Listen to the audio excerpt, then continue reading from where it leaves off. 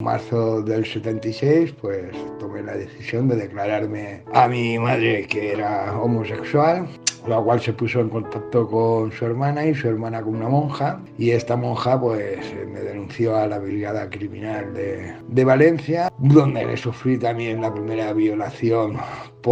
instigada por uno de los grises que había allí custodiando el calabozo, que le dijo a un preso común: oye, con este puedes hacer lo que quieras, que es maricón. A partir de ahí, pues me sacaban arriba, me subían arriba y me interrogaban a quién conocía, cómo no conocía, pegaban patadas a la silla para asustarme, todo este tipo de cosas. Luego por las noches, pues me metían en un coche camuflado y se iba por los sitios donde hoy en día pues decimos que se hace cruising, antes era la carrera, y siempre preguntaban pues si conocía a fulanito, a menganito, a sotanito. No tuve abogado, no tuve presencia de ningún familiar ni nada, es decir, que se lo pasaron todo por los forros. El día 10 tuve una reunión telemática con el director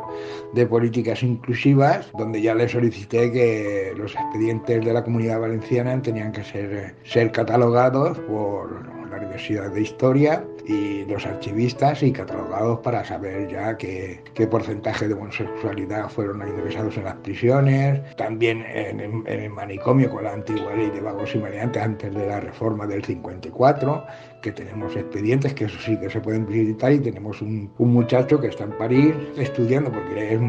tiene más ayudas, y cuando viene se dedica a estudiar esos expedientes, ¿no? Cómo trataba la psiquiatría a la homosexualidad. A nosotros nos interesa mucho que esos expedientes sean estudiados por las universidades y por los historiadores. Eso es lo primero, que salga nuestra historia desde el principio, desde los manicomios hasta el final, hasta que se derogó la ley de peligrosidad social, aunque fuimos reprimidos hasta el 85.